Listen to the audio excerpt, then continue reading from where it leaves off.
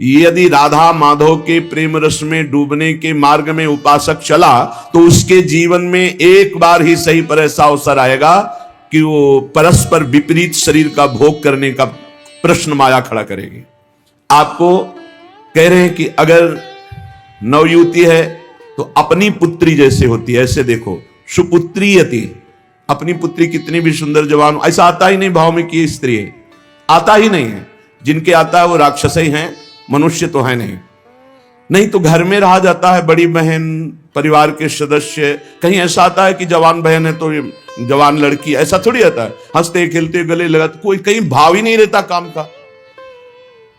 चाहे जवान पुत्री हो चाहे जवान बहन हो, कभी ऐसा घर में भाव, जिनके भाव आता वो राक्षस हृदय के हैं, मनुष्य हृदय के नहीं। वो राक्षस हृदय वाले, आसुर स्वभाव वाले हैं। नहीं, अपनी पुत्री अपनी बहन के समीप रहने पर कहीं ऐसे भाव थोड़ी आते। खूब खेलना कूदना हंसना बातचीत करना ये सब घर में होता रहता है, पर ये भाव थोड़ी आता है कि ये स्त्री है। नहीं, वो मेरी बहन, वहां कोई गुंजाइश ही नहीं काम भाव की।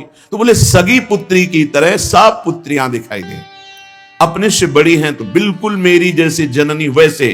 मातृयत्य परांगनाम, जैसे अपनी अम्मा के पास, मां के पास बैठे तो क्या भाव बिगड़ेगा? कुछ नहीं बिगड़ेगा। कैसा भी जवान लड़का हो, मां अपने ऐसे हृदय से लगा के दुलार करती है, समझाती है, बुझाती है, डांटती है। वहां काम भाव आता है क्या? मां के गले लगने पर, बहन के गले लगने पर काम भाव आता है क्या? बेटी को हृदय से लगाने पे काम। जब साधारण सांसारिक पवित्र भाव में काम नहीं आता तो तुम तो परम पवित्र भगवान के भाव वाले हो, तुम्हारे अंदर कैसे काम परास्त कर सकता है? मातृयत्य परांगना, ये आएगा प्रश्न जीवन में। पुरुष है तो स्त्री के प्रति, स्त्री है तो पुरुष के प्रति। घूमते रहते हैं माया के पार्षद, घूमती रहती है माया की पार्षदी। बहुत सावधान, जाके संग कुमति मति उपजय करत भजन में भंग, तजोरे मन हरि विमुखन को संग। बहुत कीमती जीवन है, सिद्ध बात समझ लो, संकोच की बात नहीं। हरि को रिझाओगे तो वैकुंठ का द्वार, वृंदावन के दिव्य धाम का द्वार, साकेत द्वार, कैलाश धाम का द्वार खुलेगा।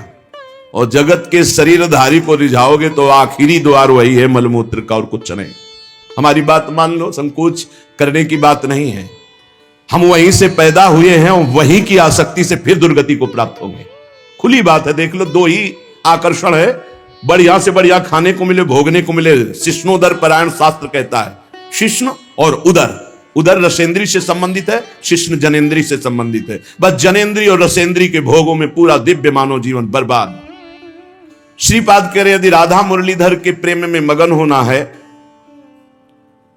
बहुत सावधान। ये मत समझो कि माया कब किस रूप में कहां प्रश्न करती है। वाह कृष्ण, दो वेश्याएं पहुंचती, एक कहती कितना ये रुदन कर रहे हैं, बोले मेरी जैसी नहीं मिली होगी इसीलिए ना, अभी देखो इनका रुदन बंद कर दी। वो क्या जाने कि जो हरि के आशिक है उनको हरि माया आकर्षित नहीं कर सकती। भगवान का एक विशुद्ध प्रताप बल भक्तों की रक्षा करता रहता है। वो जाकर के विनोदास्पद बातें करने लगी। महाप्रभु चैतन्य देव ने कहा, मां बस करुणा कर दो, श्री कृष्ण मिल।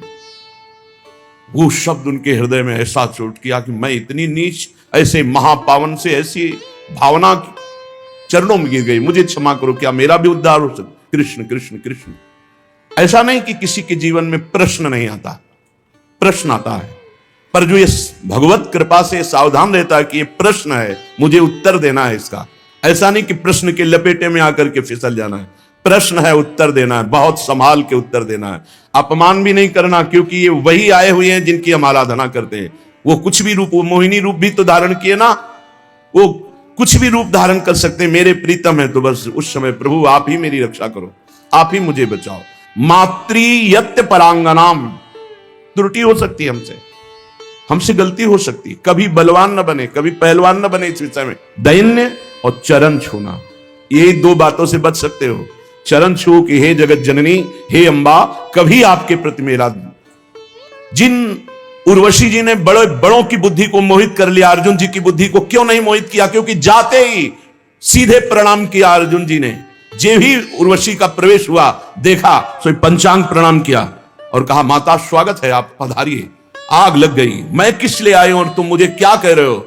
आज के बाद कभी माता शब्द उच्चारण मत करना। उन्होंने कहा, पुनः कहता हूं, कुंती माता से भी अधिक पूज्य मैं तुम्हें देखता हूं। कुछ नहीं बिगाड़ पाई उर्वशी जी, यहां तक कि साप तक दे दिया। पहली दृष्टि पड़ते ही या तो नव किशोरी जगदम्बा, लाडली जी की सहचरी या मां, या अपना पवित्र भाव तुरंत आरोपित कीजिए।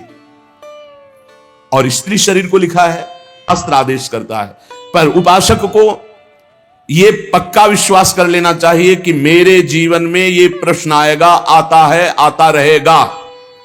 अगर इससे निकल गए आगे, बहुत सावधानी की जरूरत है। देखो, कल वर्णन हुआ था साधना में भय और प्रलोभन, ये दो चीजें भेजी जाती हैं। इनसे जो पास भी भगवान ही करवाएंगे। ये सत्संग सुनने को भगवान ही तो संयोग बना रहे हैं, ये भगवान ही तो प्रेरित करके आपको सुनवा रहे हैं। इसलिए सावधान। ये प्रश्न है, आपके पास 1 करोड़ रुपया जमा किया और आपका मन हुआ कि अरे मैं फंस गया क्या, तो 1 करोड़ यमुना जी में फेंक दो, मुक्त हो गए।